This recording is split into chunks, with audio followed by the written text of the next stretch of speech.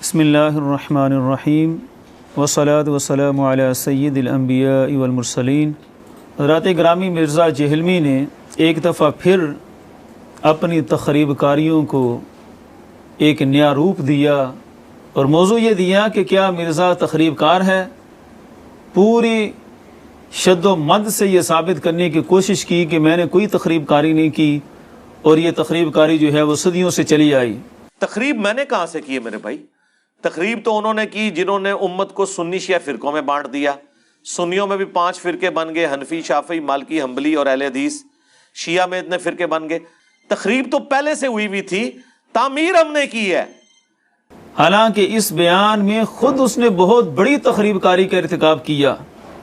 ایک دفعہ پھر ہمارے امام جلالی سیدہ شرف ہو کا کلپ چلا کر تمام لوگوں کی آنکھوں میں دھول جھونکنے کے لیے کلپ ہمارے چلاتا ہے، لیکن جن کی ہم باتیں کر رہے ہیں، ہمارے امام جن کی عبارتیں پڑھ کر سناتے ہیں، ان کی طرف رخ نہیں کرتا۔ انہیں ایک مثال دیکھیں۔ سب سے پہلے اس نے کہا کہ تخریب کاری انہوں نے کی کہ جنہوں نے امت کو سنی شیعہ میں تقسیم کیا، یہ تخریب کار ہیں۔ اور پھر ہمارے امام جلالی سیدہ شرف ہو کا کلپ چلا کر یہ تاثر بھی دیا کہ معاذ اللہ یہ علماء تخریب کاری کا ارتکاب کر رہے ہیں۔ آج میں اس کو دکھاتا ہوں۔ یہ جو اس کا الزام ہے کہ امت کو تقسیم کیا گیا، یہ تقسیم کہاں سے شروع ہوئی اور کون سے ہمارے علماء تھے جنہوں نے اس تقسیم پر پوری شد و مد سے زور دیا اور پابندیاں لگوائیں کہ اس تقسیم کو باقی رکھیں گے تو دین باقی رہے گا، ورنہ اس تقسیم کو باقی نہ رکھا تو سارا کچھ تباہ ہو جائے گا۔ میرے ہاتھ میں مسلم شریف ہے، یہی وہ کتاب ہے جسے مرزا اپنے ٹیبل پر سجا کر لوگوں کو تاثر دیتا ہے کہ میں علمی کتابی ہوں، اور کئی دفعہ امام مسلم کا نام لیتا ہے کہ یہ ہمارے امام ہیں، یہ ہمارے بزرگ ہیں۔ یہ کسی کا بھی سگا نہیں، کسی شخصیت کو یہ مان نہیں سکتا۔ اگر یہ مان لے کہ حضرت امام مسلم ہی ہمارے بزرگ ہیں اور مسلم شریف کی کتاب جو ہے یہ علمی کتابی دین ہمارا دین ہے، پھر بھی اس کو سمجھ لگ جاتی کہ کن ہستیوں کے بارے میں اس نے بد کلامی کی ہے۔ یہ مسلم شریف کا مقدمہ ہے۔ مقدمہ میں ہی امام مسلم فرماتے ہیں کہ ایک زمانہ تھا کہ لم یکونوا یسألون عن الاسناد، کہ کبھی بھی اسناد کے بارے میں پوچھا نہیں جاتا تھا۔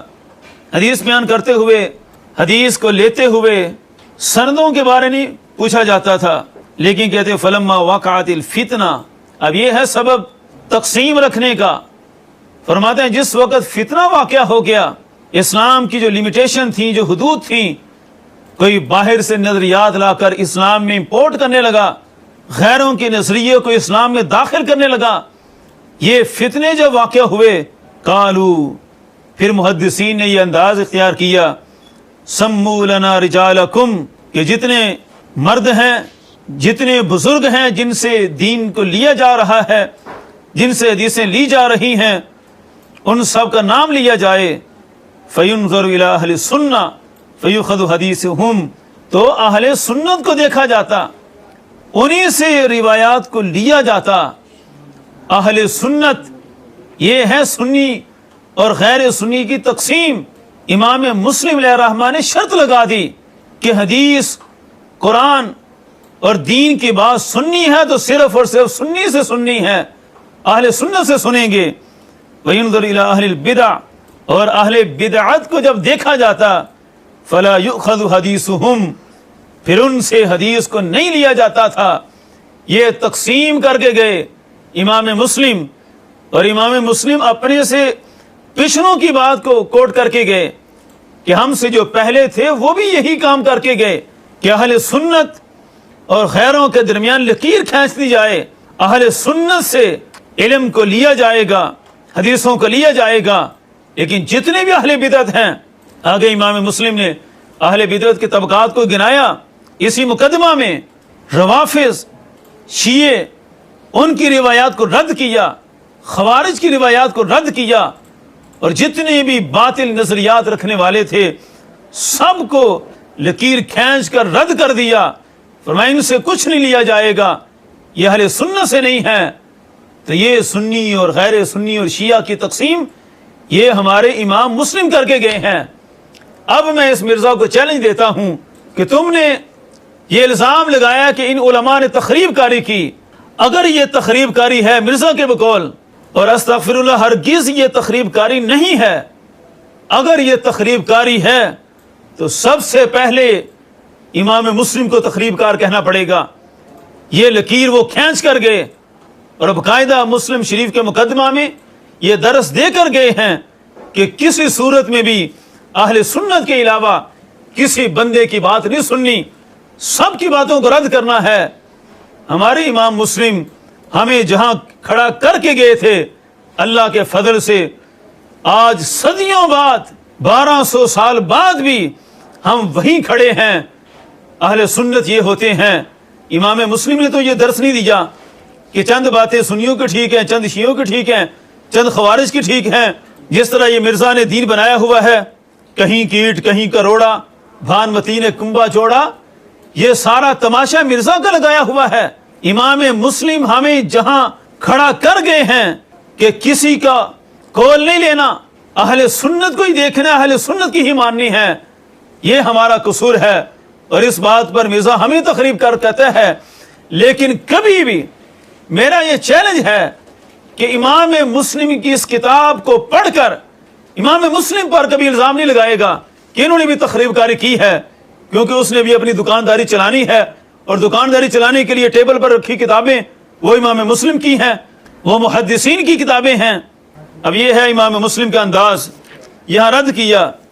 اسی طرح مقدمہ میں ہی آگے آ کر مزید بیان کرتے ہیں، ایک راوی شقیق کا ذکر کرتے ہیں کہ ابو عبد الرحمن السلمی وہ بیان کرتے تھے اپنے پاس آنے والوں کو، خصوصاً جو نو عمر بچے تھے ان کو بیان کرتے تھے کہ وَإِيَّاكُمْ وَشَقِيقًا، کہ شقیق سے بچ کے رہنا، شقیق سے کوئی بات نہیں سننی، اس سے علم دین کا کوئی قول نہیں لینا۔ اب وہ کون ہے؟ کیا اس کا قصور ہے؟ کہا وَكَانَ شَقِيقٌ هَذَا يَرَى رَأْيَ الْخَوَارِجِ، جرم اس کا یہ ہے کہ یہ خارجیوں والی رائے رکھتا تھا۔ یہ ہے خوارج کی تقسیم کہ اس کے عقیدے میں بگاڑ آیا تو امام مسلم نے باقاعدہ ذکر کر کے حجت کے طور پر ذکر کیا کہ ہم سنی ہیں، ہم اہل سنت ہیں، ہم خوارج کی بات کو کبھی قبول نہیں کریں گے، ان کو رد کیا۔ اسی طرح ایک راوی تھا وہ روافظ والا نظریہ رکھتا تھا قرآن اور وحی میں تقسیم کا، اس کے بارے میں امام مسلم نے یہاں تک لکھا کہ مرہ الحمدانی نے یہ حارث تھا جس کا نظریہ روافظ والا تھا، یعنی پکا اور اتھینٹک معروف رافضی تو نہیں تھا، لیکن اس کے عقیدے میں کچھ بگاڑ آ چکا تھا۔ آج کے مرزا جہلمی کا تو دین یہ ہے کہ پکے رافضیوں کی کتابوں سے بھی استفادہ کیا جائے، ان سے بھی کہتا ہے کہ باتیں لی جائیں، اور یہ وہ تھے کہ جو معروف نہیں تھے لیکن کسی ایک عقیدے میں بگاڑ آ چکا تھا۔ اس کے بارے میں امام مسلم فرماتے ہیں کہ مرہ الحمدانی انہوں نے حارث سے جب یہ بات سنی تو کہا دروازے پر بیٹھو میں اندر ہو کے آتا ہوں۔ وہ اندر گئے تو کیا کیا؟ اب یہ ہے ہمارے امام مسلم، حوصلے سے سننا۔ فداخل مرہ واخذ سیفا، جناب مرہ حمدانی اندر گئے اور تلوار پکڑ لی، کہا میں نے اس کا سر قلم کر دینا ہے، جو روافظ کا نظریہ لے کر سنی بنا پھر رہا ہے اور اہل سنت میں اپنا شر پھیلا رہا ہے۔ وَحَسَّ الْحَارِثُ بِالشَّرِّ، حارث کو بھی اس خطرے کا اندازہ ہو گیا تو فذهب، وہ بھاگ گیا۔ اب انہوں نے تو کوئی درس نہیں دیا کہ ٹھیک ہے اس کی بات ایک غلط ہے 10 صحیح ہیں تو اس کی بات کو سن لیا جائے۔ ظاہر ہے وہ محدثین میں بیٹھتا تھا اور اہل سنت میں بیٹھتا تھا، لیکن ایک نظریہ اس کا غلط تھا۔ تو امام مسلم یہ درس دے رہے ہیں کہ ہمارے بڑے جو کر کے گئے وہ درست کر کے گئے، ہمارے بڑوں نے تو تلوار پکڑ لی، کہ تیری جرت کیسے ہوئی کہ تو آ کر غلط نظریے کی تبلیغ کرے۔ انہوں نے تو کوئی ایسا محبت کا اور ایسا درس نہیں دیا کہ جناب کوئی بات نہیں، 10 باتیں ٹھیک بھی تو ہیں ایک غلط ہے۔ تو ایسی سخت ترین تقسیم رکھی امام مسلم نے، کسی طور پر بھی ان کی باتوں کو قبول نہیں کیا۔ اب یہ تقسیم تو ہمارے ائمہ کر کے گئے ہیں، کہتے ہیں جناب یہ علماء نے تخریب کاری کی، تقسیم کر دیے فرقوں میں، سنی شیعہ میں۔ یہ اتنی سخت تقسیم امام مسلم فرما کر گئے کہ ایک نظریہ بگڑا تو تلوار لے کر نکل آئے۔ اسی طرح آگے ایک اور حدیث بھی مسلم شریف میں موجود ہے کہ ایک جابر بن یزید الجعفی، یہ بھی ایک راوی تھا، کہا کہ لوگ اس حدیث لیتے تھے قبل ان یظہر ما اظہر، جو کچھ اس سے ظاہر ہوا اس کے ظاہر ہونے سے پہلے ظاہر کیا ہوا تھا؟ کہا کہ ایمان بالرجع، یہ روافض کا نظریہ تھا، امام مہدی کے لوٹ کر آنے کا ایک فرضی انہوں نے کہانی بنائی ہوئی تھی۔ اس کہانی کے ہتھے وہ بھی چڑھ گیا۔ جابر بن یزید پہلے اہل سنت میں سے تھا تو اس کی حدیثوں کو لیا جا رہا تھا، لیکن روافض کی ایک بات سن کر اسے اچھی لگ گئی اور اس نے اس بات کو پناہ لیا۔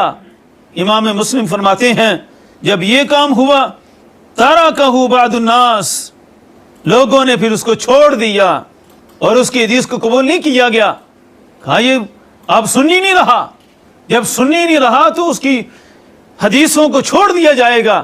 اب یہاں بھی کتنی وسعت ہو سکتی تھی کہ ایک وہ بندہ جو ایک طویل عمر تک اہل سنت میں حدیثیں پڑھاتا رہا، سنی اس سے حدیثیں لیتے رہے، لیکن جب زندگی کے ایک حصے میں اس کے عقیدے میں بگاڑ آ گیا، اب یہ تو نہیں کہا کہ پہلے سنی تھا اس کی باتوں کو سن لیا جائے، درست باتیں بھی تو ہیں اس میں، کہا نہیں، ہم نے جو لکیر کھینچی ہے کہ صرف اور صرف فَيُنظَرُ إِلَىٰ أَهْلِ السُّنَّةِ، یہ امام مسلم کا قول ہے کہ علم لینا ہے، حدیث لینی ہے تو صرف اور صرف اہل سنت سے لینی ہے، کسی شیعہ کی بات کو نہیں سننا، خارجی کی بات کو نہیں سننا۔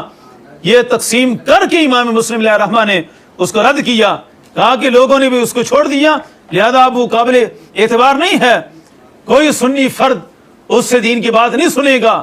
ہم نے یہ تقسیم کی ہے تو دین کے دفاع کے لیے کی ہے، اور یہ تقسیم کرنا ہی دین کا تحفظ ہے۔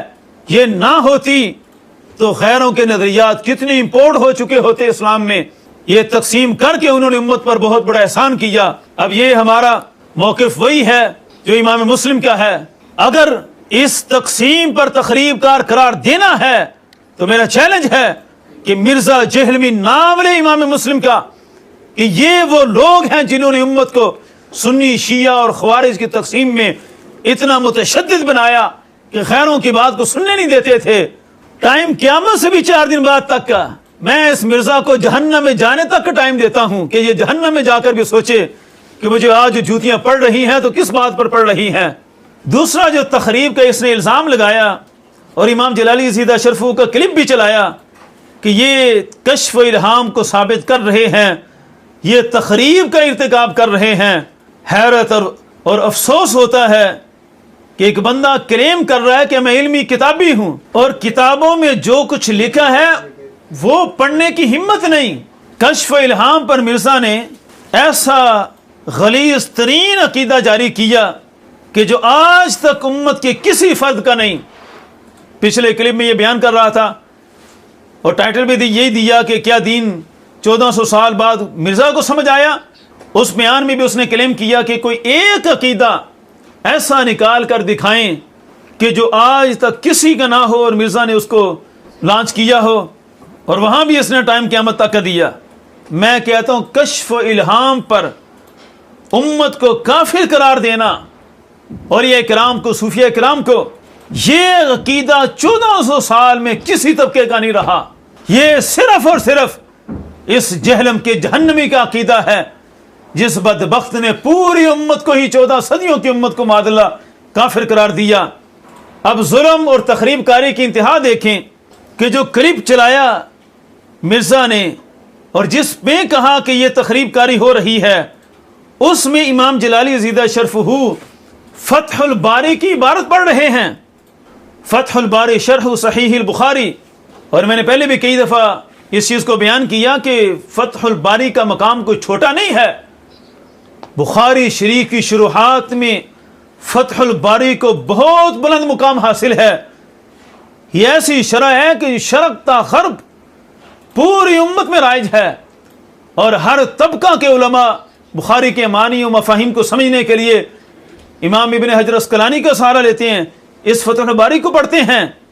تو امام جلالی زیدہ شرفہ فتح الباری کی یہ عبارت پڑھ رہے تھے کہ اس میں ہے کہ جس نے بھی یہ دعویٰ کیا کہ مجھ پر احکام آ جاتے ہیں اور اللہ مجھے خود بتا دیتا ہے، اور یہی الہام کا دعویٰ کہ بندے کا خدا سے رابطہ ہونا، جس کا یہ کریم ہو، تو اس میں امام ابن حجر اسقلانی نے بیان فرمایا کہ یہ دعویٰ کرنا دعویٰ نبوت کے مترادف ہے۔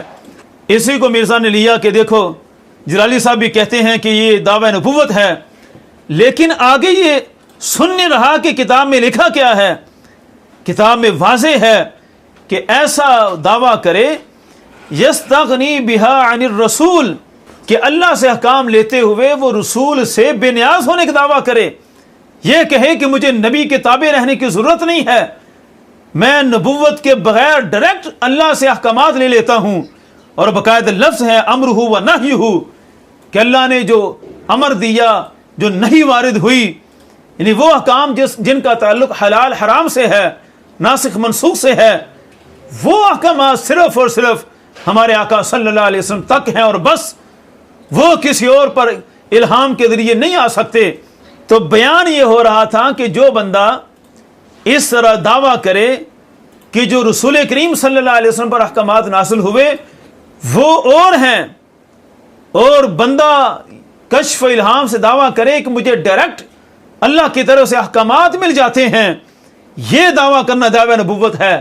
باقی اللہ کی طرف سے بندے کو خوشخبری مل جانا، اللہ کا بندے سے کلام کر لینا، کسی واسطے سے دل کے اندر بات ڈال دینا، یہ پچھلی امتوں میں بھی ہوتا رہا، یہ اس امت کے اولیاء کو بھی حاصل ہے، لیکن کوئی ولی لاکھوں اولیاء میں سے ایک ولی مرزا پیش کرے کہ جس نے امت کے اندر کوئی نیا حلال ثابت کیا ہو یا کوئی نئی حرمت ثابت کی ہو، ایسا ایک بندہ بھی نہیں ہے۔ اور باقاعدہ اس میں یہی عبارت امام جلالی زیدہ شرفہ پڑھ رہے تھے کہ کوئی بندہ اس طرح بات کرے کہ انہ یعمل بمقتداہ من غیر حاجت منہ الی کتاب ولا سنہ، کہ کوئی بندہ ایسا دعویٰ کرے کہ اللہ ہی مجھے احکام بتا دیتا ہے اور وہ اس کے مقتضا کے مطابق عمل کرتا ہے اور اسے کتاب و سنت کی کوئی ضرورت نہیں ہے، تو کتاب و سنت کی جو نفی کرتا ہے وہ بندہ دعویٰ نبوت کرتا ہے۔ لیکن ہمارے اولیاء میں سے ایک بھی مرزا نہیں دکھا سکتا جس نے کتاب و سنت کو چھوڑ کر ڈائریکٹ اپنے الہام سے احکامات کو نافذ کیا ہو، ایسا ایک بھی نہیں ہے۔ اب یہ ہے علامہ ابن حجر اسقلانی کی عبارت، اس میں انہوں نے یہ ثابت کیا، امام جلالی زیدہ شرفہ یہی عبارت پڑھ رہے ہیں، اس عبارت پر یہ کہتا ہے کہ یہ کشف و الہام کے دائی ختم نبوت کے ڈاکو ہیں، اور جنہوں نے یہ لکھا ہوا ہے ان کا نام نہیں لیتا۔ ایسا بھی کوئی مکر و فریب ہو سکتا ہے کہ جو لکھ گئے ہیں وہ امت کے بہت بڑے محسن، وہ بہت بڑے امام، اور جو پڑھ رہے ہیں وہ ختم نبوت کے ڈاکو؟ بھائی جنہوں نے لکھا ہے پہلے ڈاکو تو وہ ہوں گے، سب سے پہلے تو پھر ان پر الزام آئے۔ مرزا میں اگر ہمت ہے تو اس امام ابن حجر اسقلانی صاحب فتح الباری کا نام لے، اور ہمت ہے تو کہے کہ معاذ یہ بھی ختم نبوت کے ڈاکو تھے، ٹائم قیامت سے بھی 4 دن بعد تک کا، پھر جہنم تک جا کر سوچے کہ میں نے کن ہستیوں پر الزام لگایا۔ اور اگلی بات بھی ذہن میں رہے کہ جہاں امام ابن حجر اسقلانی نے یہ ثابت کیا کہ کشف و الہام کے ذریعے سے خدا سے رابطے کا دعویٰ کرنا وہ دعویٰ نبوت ہے، اور یہ واضح رہے کہ احکامات لینے کا دعویٰ کرنا، حلال و حرام لینے کا دعویٰ کرنا وہ دعویٰ نبوت ہے، وہیں امام ابن حجر اسقلانی یہ جلد نمبر 7 صفحہ نمبر 63 پر ذکر کرتے ہیں وہی حدیث عمر رضی اللہ تعالیٰ عنہ کہ حضرت عمر رضی اللہ تعالیٰ عنہ اس امت میں صاحب الہام ہیں اور بے ضرور ہیں، اور صرف وہ نہیں، ان کے علاوہ لاکھوں کی تعداد میں ہیں۔ اسی کی شرح بیان کرتے ہوئے فرمایا تمحدت الحکمہ فی وجودہم و کثرتہم بعد العصر الاول، کہ عصر اول کے بعد امت میں کشف و الہام کی کثرت ہو گئی۔ کیوں کثرت ہوئی؟ فی زیادت شرف ہذہ الامہ، اس امت کے شرف میں زیادتی کے لیے یہ سارا کچھ اہتمام ہوا، بوجود امثالہم فیہ، کیونکہ ان کی مثل یعنی پچھلی امتوں کی مثل اس امت میں بھی صاحب الہام بہت زیادہ ہیں. فرماتے ہیں کہ وقد تكون الحکمت فی تقصیرہم مداحات بنی اسرائیل فی کثرت الانبیاء فیہم فلما فات هذه الامہ کثرت الانبیاء فیہا لکون نبیہا خاتم الانبیاء عوضوا بکثرت الملہمین. یہ امام ابن حجر عسقلانی کا نظریہ ہے. فرماتے ہیں کہ اس امت میں چونکہ نبی نہیں ہے، یہ ساری عبارت کا خلاصہ یہ ہے، فرماتے ہیں کہ جتنی تعداد پچھلی امتوں میں صاحب الہام لوگوں کی تھی اتنی ہی بڑی تعداد اس امت میں بھی ہے. اب 1,24,000 کم و بیش امتیں ہیں پچھلی، اور امتوں میں جتنے صاحب الہام اور پھر ان کے انبیاء تو ہیں سارے صاحب وحی. علامہ ابن حجر عسقلانی فرماتے ہیں کہ اس امت میں اتنی بڑی تعداد صاحب الہام اولیاء کی ضرور ہونی ہے، کیونکہ اس امت میں اور کوئی نبی نہیں ہے. ختم نبوت کا تاج ہے ہمارے آقا صلی اللہ علیہ وسلم پر. تو جب ہمارے آقا صلی اللہ علیہ وسلم پر نبوت ختم ہے تو نبوت کے بدلے اللہ نے امت کو کیا عطا فرمایا؟ فرماتے ہیں عوضوا بکثرت الملہمین، عوض دیا گیا کثرت ملہمین کا، کہ انبیاء نہیں ہوں گے لیکن اولیاء بڑے ہوں گے جن سے رب کلام فرمائے گا، جن کے دلوں میں رب الہام فرمائے گا. اس پر دلائل تو انشاءاللہ بڑے آئیں گے، لیکن میں آج مرزا کو اتنا چیلنج دیتا ہوں کہ ہمت ہے تو ان بابوں پر الزام لگائے. اولیاء کرام پر تو بڑا بونکتا ہے، محدثین پر بول کر دکھائے.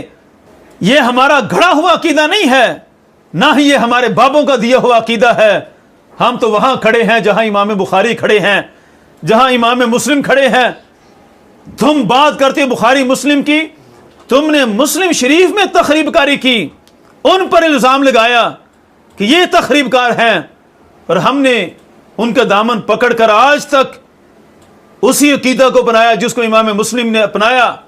جہاں امام مسلم کھڑا کر کے گئے وہیں کھڑے ہیں، اور امام بخاری ہمیں کشف الہام میں جہاں کھڑا کر کے گئے تھے کہ اس امت میں کشف الہام ہوگا، لاکھوں اولیاء کو ہوگا، ہم آج بھی اسی عقیدے پر قائم ہیں. امام بخاری کا عقیدہ ہے، عقیدہ نہ ہوتا تو سمجھنے والے یہ نہ سمجھ رہے ہوتے. اور صرف امام ابن حجر عسقلانی نہیں، امام بخاری کے درجنوں شارحین سب نے امام بخاری کے حدیث سے یہی نقل کیا کہ امام بخاری یہی بیان کر رہے ہیں کہ اس امت میں صاحب الہام لاکھوں کی تعداد میں ہوں گے. تو یہ ہمارے امام بخاری اور امام مسلم کا دیا ہوا نظریہ ہے. اور مرزا کی تخریب کاری اتنی ہے کہ کبھی ان بابوں کا نام نہیں لے گا. اور میرا چیلنج ہے کہ اب ان بابوں کا نام لے کر دکھائے، ثابت کرے کہ انہوں نے غلط کام کیا. کشف الہام میں مرزا نے قرآن میں تخریب کاری کی، احادیث میں تخریب کاری کی، ہر کام میں یہ تخریب کاری کرتا ہے. اللہ اس کے شر سے امت کو محفوظ فرمائے.